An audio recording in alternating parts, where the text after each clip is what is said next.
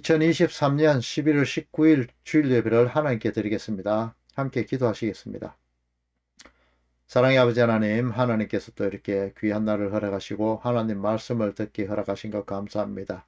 함께 고개 숙인 이 백성들 위해 주님께서 함께 하시고 아버지 하나님 또 이렇게 추수감사주의를 허락하셔서 인생의 마지막 하나님의 그 심판의 날을 준비하며 우리가 마음을 다하여서 하나님 말씀을 더욱 상고하며 정말 하나님의 나라 백성 되기를 소원하는 그런 삶을 살 수 있게 되기를 소원합니다. 아버지 하나님 이 말씀을 통하여서 오늘 말씀을 통하여서 하나님께서도 역사하셔서 우리 귀에 들리게 하시고 눈을 열어서 보게 허락하옵소서. 예수님 이름으로 기도드립니다. 아멘. 오늘은 산상수훈 강화 중에서 그 원수를 사랑하라는 그 세 번째 제목으로 하나님처럼 온전하라 이 제목으로 말씀을 보도록 하겠습니다. 말씀은 마태복음 5장 43절에서 48절까지의 말씀입니다. 함께 봉독하도록 하겠습니다. 또 내 이웃을 사랑하고 내 원수를 미워하라 하였다는 것을 너희가 들었으나 나는 너희에게 이르노니 너희 원수를 사랑하며 너희를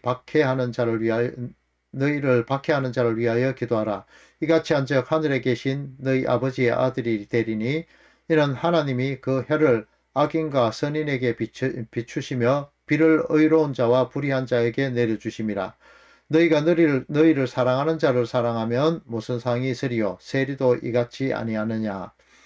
또 너희가 너희 형제에게만 무난하면 남보다 더하는 것이 무엇이냐? 이방인들도 이같이 아니하느냐? 그러므로 하늘에 계신 너희 아버지의 온전하심과 같이 너희도 온전하라. 아멘. 오늘은 이제 그 하나님의 온전하심에 대해서 하나님의 온전하심이 어떤 것인가 대해서 살펴볼 텐데요. 지금 이 말씀이 있는 위치를 한번 다시 짚고 넘어가겠습니다. 우리가 지금 복 있는 자여 너희는 가난하게 될 것이요 그런 너희는 바로 천국이다. 너희가 바로 천국이다. 이런 말씀에서 시작을 했죠. 그리고 계속 이어지는 그런 예수님의 산상에서의 그 말씀에 대해서 지금 공부하는 것임을 잊지 않으시면 좋겠습니다. 이렇게 말씀드리는 것은 산상수훈 전체의 맥을 잊지 마시라고 이렇게 중간중간에 말씀을 드리는 것이거든요. 지난주는 유대인으로부터 멸시받고 천대받는 세리와 이방인들을 먼저 제시하시고 율법주의, 율법지킴의 놀이에 빠진 그 너희는 예수님까지도 그 세리와 이방인 취급하더라. 이런 내용이었습니다. 그렇지만 성전세라는 명목을 가지고 갈취하고 표피적으로 성경을 해석하는 너희들은 하나님 말씀을 도둑질하는 자들로 너희 유대인들이 바로 진짜 세리요 이방인이다. 이런 내용이거든요. 오늘 여기에서 48절에 하나님의 온전하심과 같이 너희도 온전하라 이 구절에 대해서 살펴보도록 하겠습니다. 먼저 오늘 말씀에 제일 먼저 나오는 온전하라 이 말씀은요. 텔레이오스라는 그런 단어를 번역한 온전하라거든요. 이 원어를 말씀드리면은 너무 또 신학적이라 이렇게 생각하시는 분들이 있는데 그런 것이 아니고요. 성경이 말하고자 하는 진리를 바로 알고 그렇게 하기 위해서는 이 원어를 파고들어야만 이 내용을 명확히 알 수 있습니다. 이렇게 말씀드리면 좀 의아하신 분이 있을 텐데요. 한번 예를 들어 보겠습니다. 만약 100년 후에 아프리카 어느 지역에서 한국 사회에 어떤 소설이 발견되었는데 그 책 내용에 286 세대 이런 단어가 나왔다고 가정해 봅시다. 이 단어를 가지고 아프리카 사람들은 두 가지로 해석할 것입니다. 한 무리는 그 당시 한국은 과학기술이 발달하지 못해서 컴퓨터를 286급으로밖에 사용하지 못하는구나. 이렇게 해석할 것이고, 또 한 무리는요, 아, 그것은 그 시대를 풍자한 것이고 현 세대를 따라가지 못하는 어른들을 빗대어서 표현한 그런 단어다. 이렇게 한국의 다른 책들하고 한국인들을 통한 해석을 듣고 이렇게 해서 진위를 파악하는 무리도 있을 겁니다. 뭐 이외에 다른 무리도 있겠지만요. 헬라와 히브리어는 현대에 사용되지 않는 그런 고전적인 단어들도 많이 있습니다. 그리고 이 단어들은 많은 변이들이 일어나고 있었거든요. 그리고 지금 나고 있고, 우리 한글도 마찬가지잖아요. 과거의 단어들과 지금 단어는 뜻이 다른 것들이 많이 있습니다. 현재 이렇게 히브리나 헬라어도 다른 의미로 사용되는 단어들이 많이 있습니다. 그래서 성경을 해석할 때 꼭 필요한 단어를 원어를 그렇게 분석해서 해석할 수밖에 없는 것입니다. 이 텔레이오스는 텔로스에서 유래된 그런 단어인데요. 희생제물의 그 온전한, 그 흠없는, 완전한, 충분한, 성숙한, 최고의 뭐 이런 의미를 가진 단어거든요. 이것을 70인역에서는 히브리어 그 샬렘 또 탐 이런 역어로 사용된 것입니다. 그 강조점은요, 이 단어의 강조점은요, 손상되지 않은 것, 완전한 것 이런 것을 나타내고 있습니다. 이 말씀에 오늘 보면은 히브리서 9장 11절에서는요, 이 온전함에 대해서요, 완전한 장막 이런 부분에 사용되기도 했습니다.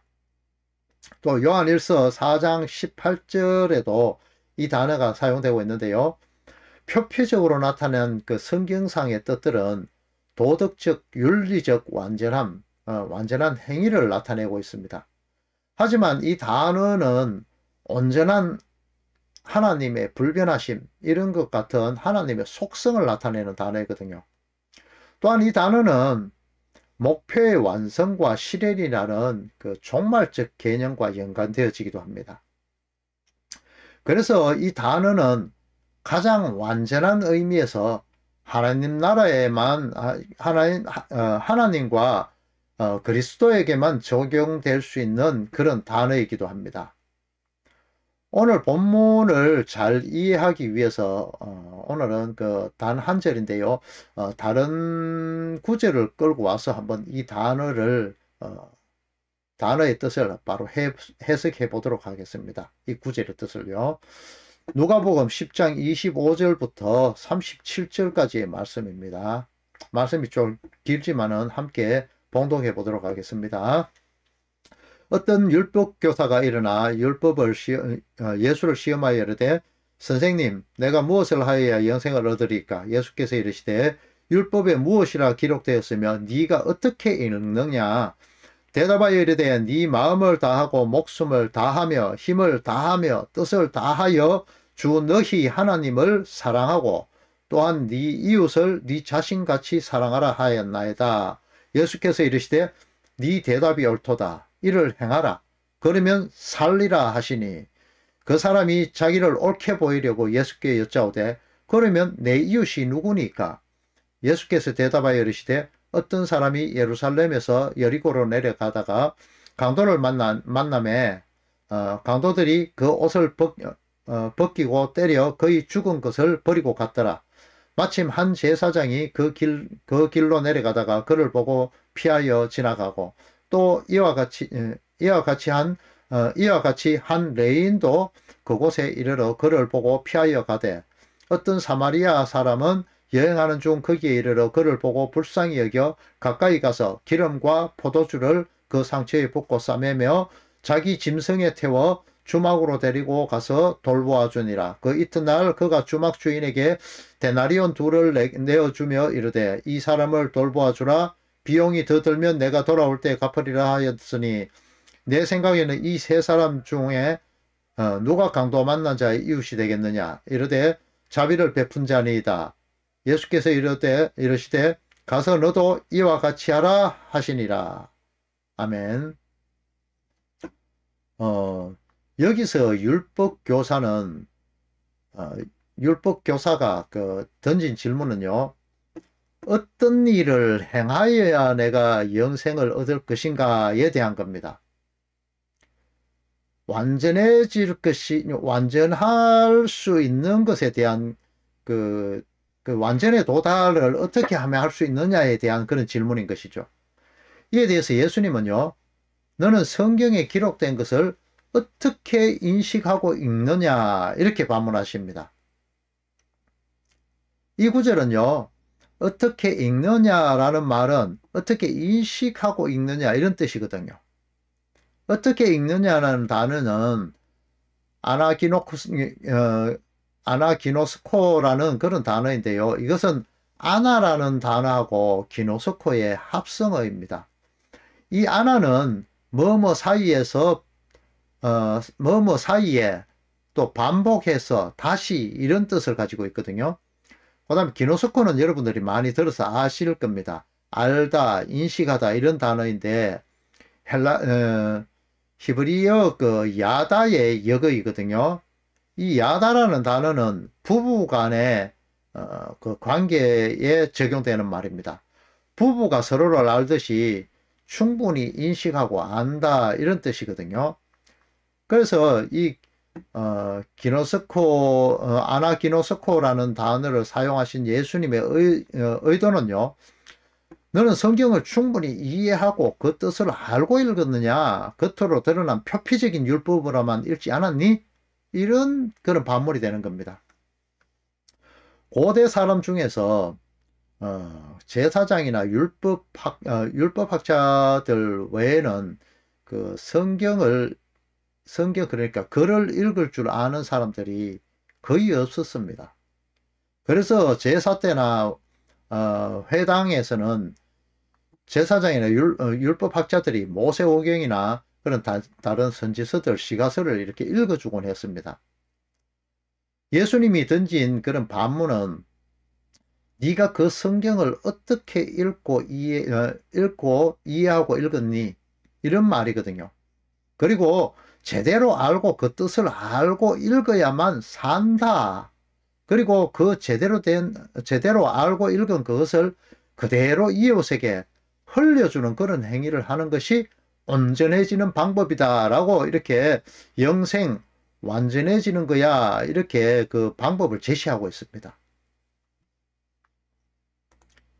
마가복음 12장 32절에서 34절을 보면은 비슷한 내용이 나오거든요.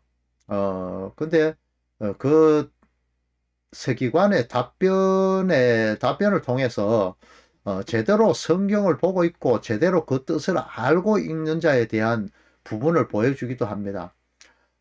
예수님은 구약 성경의 내용을 완전하게 옳게 이해 못하고 표피적인 행위 구원으로만 인식하던 그 유대 사회에 온전하고자 하면은 행해야 하는 것이 무엇인가에 대해서 산상수훈 첫 말씀을 통해서 마음이 가난할 것으로부터 말씀을 시작하시잖아요.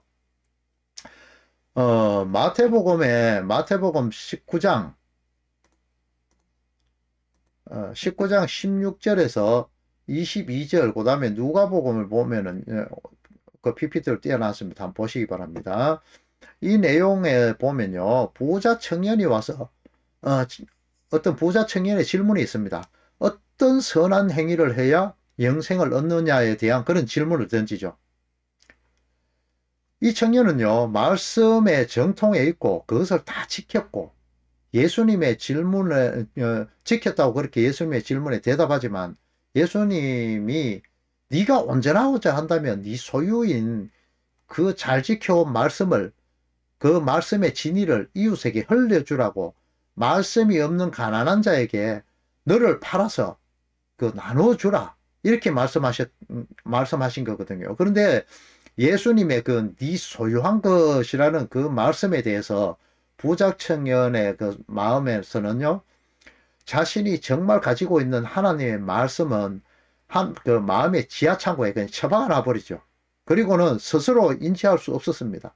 눈에 보이는 그런 표피적인 것, 그것에 눈이 멀어가지고 그 물질이 많은 것, 그 소유의 많음, 그것이 예수님이 질문한 그 질문으로부터 그 영적인 눈이 가려지니까 그가 볼 수 있는 것은 자기가 가지고 있는 그 물질이 예수님이 이야기하는 그 가지고 있는 것으로 이해할 수밖에 없었는 겁니다. 하늘나라 천국보다 이 땅에서 왕노릇하며 살고 싶은 사람들의 본능이요, 돈이 많으면 그렇게 할 수 있으니까 그것 아니겠습니까? 사탄이 예수님을 시험할 때 보여준 것이 천하만국을 보여준 것이죠. 이것과 동일한 게 그 재물입니다. 오늘 부자 청년에 가지고 있는 그 재물.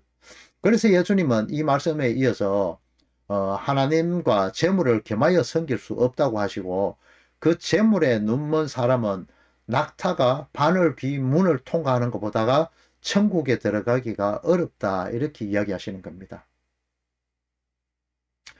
자신이 가진 더 큰 하늘의 그 보아인 그 말씀, 이것을 가지고 있는 것은 인식조차도 못하고, 하나님의 말씀을 가진 것이 너무 큰 것이면 전혀 이해하지도 못하고, 오히려 자신이 갖고 있는 곧 사라져버리게 될 그런 그 재물에 모든 눈이 가 있고, 그로 인해서 근심할 수밖에 없게 된다, 이 말인 것이죠.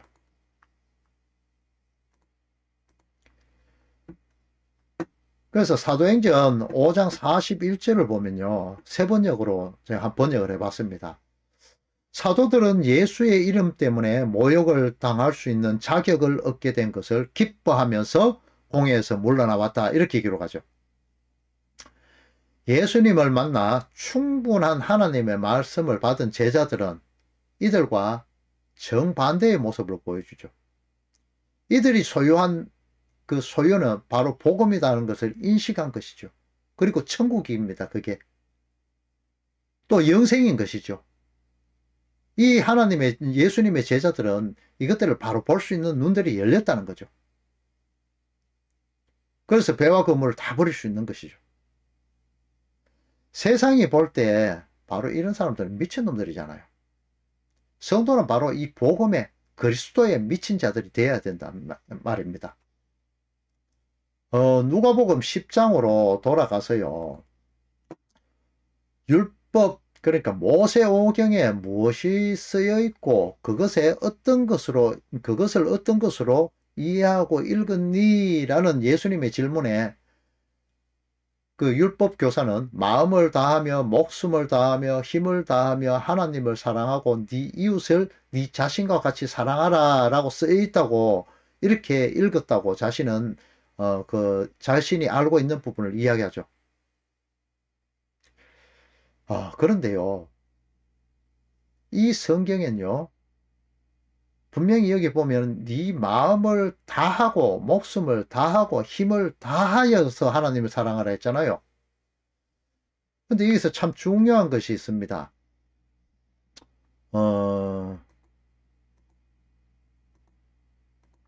이 내용을 한번 보겠습니다. 마태복음 22장 37절에서 40절을 한번 보겠습니다.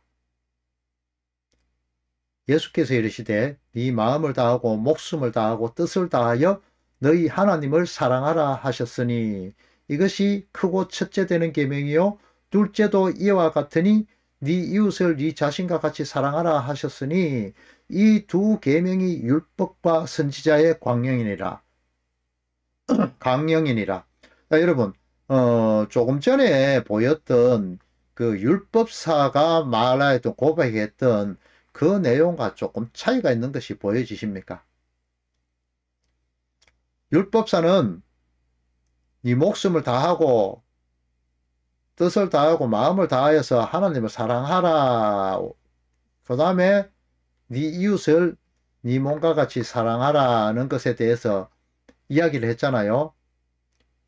그런데 여기에서 조금 강조하는 점이 다릅니다. 하나님은요, 네 목숨을 다하고 또 마음을 다하고 뜻을 다해서 사랑하라. 그런데 여기에서 조금도 남겨두면 안 된다. 네 마음을 전부 다 바쳐라. 여러분, 지금 이러면 천국 못 갈 수도 있습니다. 어떤 말일까요, 이게? 자, 보세요. 띄워놓은 말씀을 한번 보세요. 38절, 39절을 보면은 첫째가 큰 계명인데 둘째도 그와 같으니 이런 말이 나오죠. 이 말씀은요, 이웃 사랑에 대해서 율법사는 네 자신같이 이웃을 사랑해라 이런 것으로만 생각했는데 예수님은 이웃 사랑하는 방법도 마음을 다하고 이웃 하나님 사랑하는 거와 똑같이 말입니다. 마음을 다하고 목숨을 다하고 뜻을 다하여 사랑하는데 이웃 사랑에 그와 같다. 이 하나님과 같다. 그와 같은 동격 또 같은 무게 이런 것으로 그와 같으니 이런 말을 하시는 거거든요.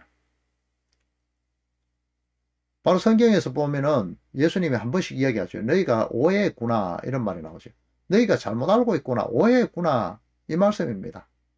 예수님의 질문에 율법교사가 스스로 교만해져 가지고 스스로 높이려고 하는 말이 내 이웃이 누굽니까? 이렇게 이야기를 하죠. 율법교사의 질문은 당신이 말하는 그 이웃이 누구인지 내게 말하면 그 이웃을 내가 찾아가서 내 스스로 내 행위로 사랑해서 당신이 말하는 그 계명을 당장 내가 완벽하게 지켜내겠습니다.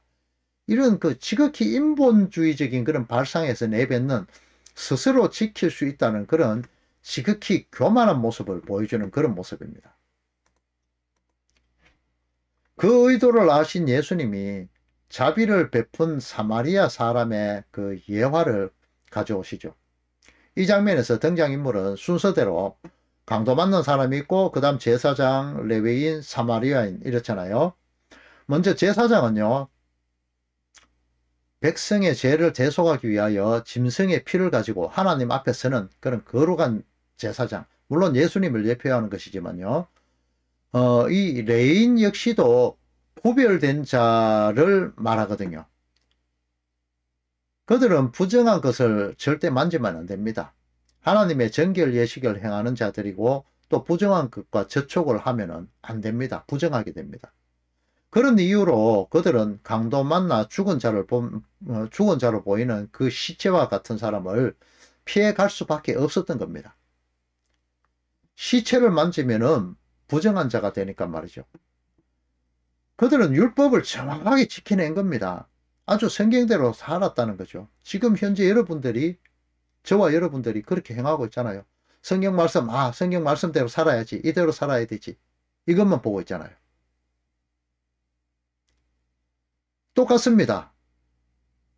성경을 읽으시면서 이 장면을 보면 제사장 저 나쁜 놈, 레위인 나쁜 놈, 그리고는 사마리아인 선한 사람 이렇게 읽으셨죠. 여러분이 신앙생활을 한다고 하면서 열심히 지키는 그 모든 행위들, 그러니까 11조, 감사헌금, 절기헌금, 새벽기도, 주일예배 참석, 금요 철야, 수요예배 이런 것들 있죠. 또 이런 것들 있잖아요. 이런 모든 것들을 행하면서 정말 마음을 다하고 목숨을 다하고 뜻을 다하셨습니까? 근데 이것들은 다 예수님을 이야기하는 거거든요. 11조, 감사헌금, 절기헌금 이런 것들의 종착역이 예수 그리스도를 나타내는 겁니다. 완벽하게 성경대로 살고자 노력했던 또 그것을 다 지켜 행했다고 자신하는 사람들이 바로 바리새인과 사두개인들이고 또 저와 여러분들 아닙니까? 그런 그들이 율법을 지키기 위해서 부정한 것을 피해간 것뿐입니다. 율법을 지키는 그 마음은 오직 하나님만을 향했으나 그들이 간과한 것은 둘째도 그와 같으니라고 예수님이 말씀하신 그런 부분입니다. 율법을 해석하는 부분에 있어서 스스로 읽고 그렇게 행했지만은 결국 이 말씀은 왜곡되어 버렸다. 이 말씀을 이야기하는 거죠. 하나님 사랑은 유한한 세상을 사는 사람이 절대 할 수 없는 행위니까 그러니까 눈에 보이는 이웃 사랑을 통해서 하나님 사랑을 보여야 한다. 이것이 바로 그와 같으니 이것이거든요. 바리새인과 제사장들은 율법을 지킨다고 하면서 남들에게 보이기 위해서 행위를 했습니다. 집안에서 만약에 남이 안 볼 때 양이 구덩이에 빠졌으면 그들은 당연히 그 양이 죽을까 아까워서 꺼냈다는 겁니다. 또 띄어진 구절을 보세요. 자신들이 정결하게 산다는 것을 보이기 위해서 바깥에 나갔다 오면은 손과 발을 씻기 위해서 그렇게 집 입구에 돌 항아리에 물을 채워두고 손발을 씻었다는 거죠. 그런데 가나 혼인잔치에서는요, 이 항아리가 비어져 있었다고 나오죠. 그리고는 예수님이 거기에다가 그 종들에게 물을 채우라 이렇게 나오죠. 이건 바로 남들에게 보여주기식 행위를 이야기하죠. 근사하죠. 돌 항아리.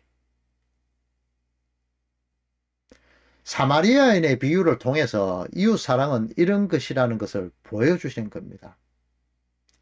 예루살렘에서 여리고로 내려가다 강도를 만났다는 것은요, 성전에서 제사를 지낸 후에, 그러니까 율법 행위를 한 후에 지금 집으로 돌아가는 길이라는 거죠. 그 길에서 강도를 만난 겁니다.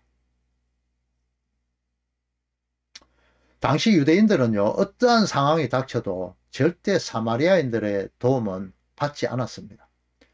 혼혈이 되어 있다는 그 이유로 개, 돼지, 이방인 취급을 했으니까 말입니다. 하지만 완전히 시체가 된 상황에서 꼼짝도 할 수 없는 그런 상황에서 거부할 힘조차도 없는 그런 상태에서 그 유대인은 그 사마리아인의 도움을 받지 않을 수가 없게 된 것이죠. 열심히 그 율법을 지켜 제사 행위를 한 행위를 하고 나온 거지요. 그가 결국 강도를 만났죠.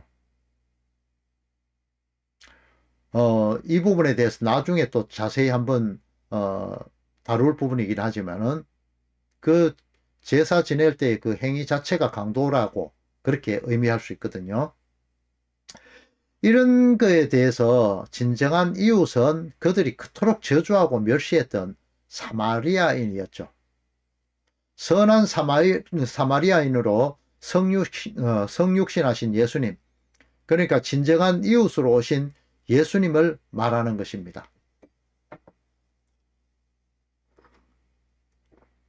그리고 강도 만난 자는 바로 율법의 무거운 짐을 지고 가면서 지치고 쓰러져서 거반 죽게 된 그 성도를 이야기하는 겁니다.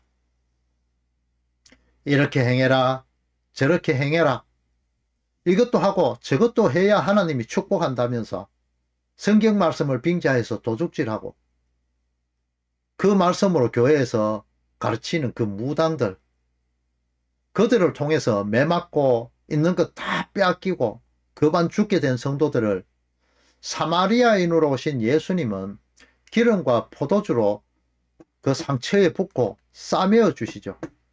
그리고는 나귀를 태워 주십니다. 이 나귀는 예수님 자신을 이야기합니다. 자신을 내어준다는 거죠.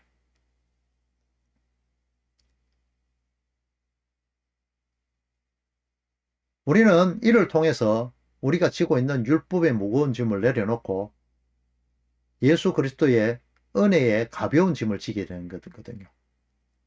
사마리아인이 강도를 만난 자를 치료하는 데 사용한 것이 기름과 포도주입니다. 기름은요, 거룩함을 나타내는 그런 재료고 왕, 제사장, 선지자에게 부어지던 것입니다. 또 취하게 하는 포도주가 아닌 새 포도주이신 예수님 자신을 부어 소생케 하는 것이죠. 발효시켜 만든 그런 인위적인 그런 것이 아니고 진정한 그런 정결함을 위해서 빈 돌 항아리에 부어진 말씀인 물이 포도주가 된 그 섞임이 없는 순수한 말씀의 포도주, 그것을 말합니다. 바로 성도를 왕, 제사장, 선지자로 만드신다. 이것입니다. 왕같은 제사장 많이 들어보셨죠? 이 직분들은 메시아, 그리스도의 상징들이었습니다. 이어서 율법교사에게 예수님은 누가 강도 만난 자의 이웃이냐라고 질문하시죠. 예수님께서 그 예화를 통해서 말씀해 주시고자 하는 것은 이 질문에 대한 답으로 네가 바로 강도 만난 자이다. 율법교사를 말합니다. 그런 너에게 진정한 이웃은 선한 사마리아인인 바로 나, 예수 나다. 이렇게 말씀하고 싶으신 겁니다. 그 이웃만이 너에게 자비를 베풀어 줄 수 있는 자이며 그 베푼 자비는 율법의 무거운 짐에 눌려있는 그 짐을 가볍게 하는 기름과 포도주를 가진 그리스도이시다. 이런 말입니다. 그렇게 인생은 아무것도 할 수 없는 상태에서 강도 만난 자가 그리스도로부터 값없이 1만 달란트의 빚을 탕감받는 은혜를 누리게 되는 것이고, 그와 같이 너에게 빚진 100데나리온의 빚진 자에게 그 자비를 내가 흘려주었던 그 자비처럼 흘려주어라. 그것이 바로 이웃사랑으로 나타나는 하나님 사랑이다. 이런 말입니다. 오늘 본문에서 원수를 사랑하라 이것에 이어서요, 하나님이 온전하신 것 같이 너희도 온전하라 라고 말씀하십니다. 인간은 하나님일 수 없잖아요.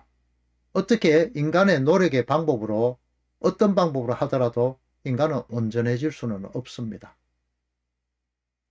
예수님은 율법에 매여서 그 율법 행위의 그 무거운 짐을 지고도 그것을 행해야 영생할 수 있다고, 온전하게 될 수 있다고 그렇게 믿고 있는 그 실체, 가리워진 율법의 진리를 보여줄 테니까 아전 인수격으로 그 성경을 해석하여서 완전한 율법을 왜곡하는 자리에서 벗어나도록, 그 소경됨과 안전뱅이 기머거리의 자리에서 일어나도록 손을 내민 너의 그 진정한 이웃으로 온 사마리아인인 나 예수의 도움을 받아라. 이런 말씀을 하고 있는 겁니다.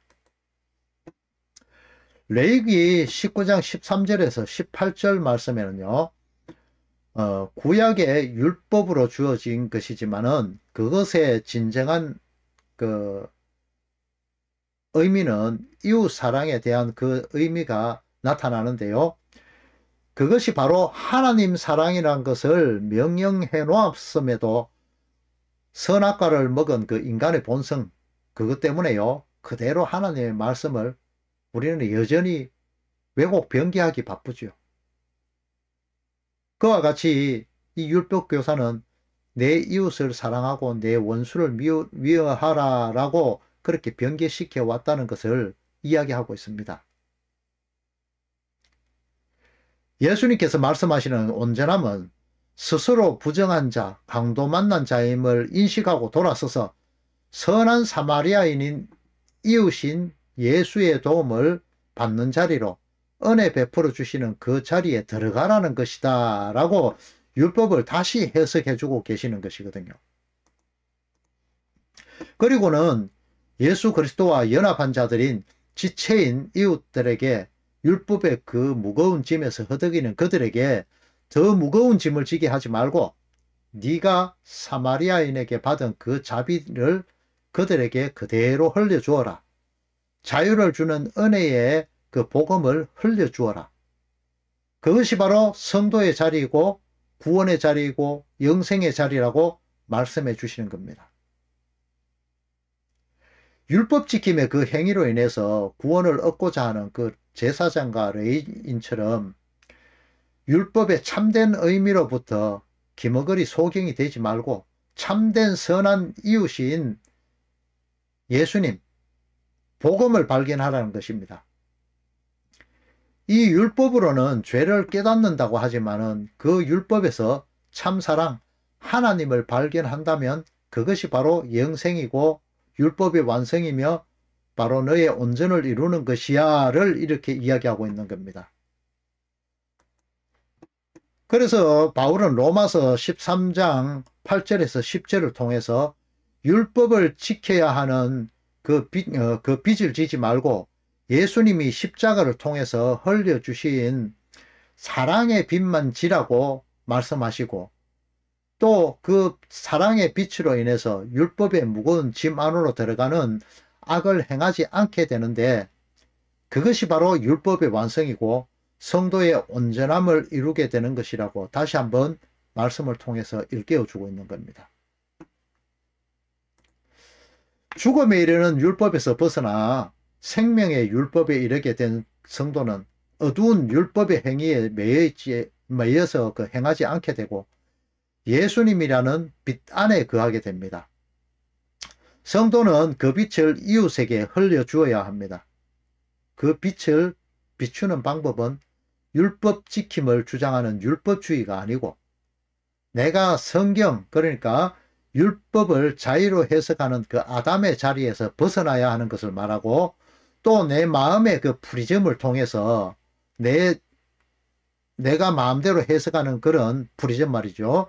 이것에서 벗어나서 하나님의 그 순수하고 하얀 빛을 빨주노초 파남보로 그렇게 마음대로 해석하지 말고, 온전한 그 사랑을 그대로 온전한 채로 하얀 빛 그대로 내 마음의 거울을 통해서 그대로 비춰주어라. 예수님의 빛을 여과 없이 그대로 비춰주는 그런 이웃에게 흘려내는 이웃 사랑을 실천하는, 그것이 바로 온전함을 이루는 것이다. 이렇게 말씀드리는 겁니다. 늘 하나님의 말씀을 상고함으로 인해서 내 마음의 거울을 깨끗이 티 없이 닦아서 생명의 말씀을 그대로 이웃에게 흘려주시는 그런 성도님들 다 되시기를 그리스도의 신 예수님 이름으로 축원합니다. 함께 기도하고 예배 마치도록 하겠습니다.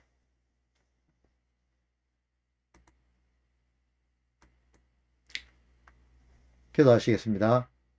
하나님, 우리의 온전함을 위해서 예수님께서 어두움인 우리에게 빛으로 오게 하심을 감사합니다.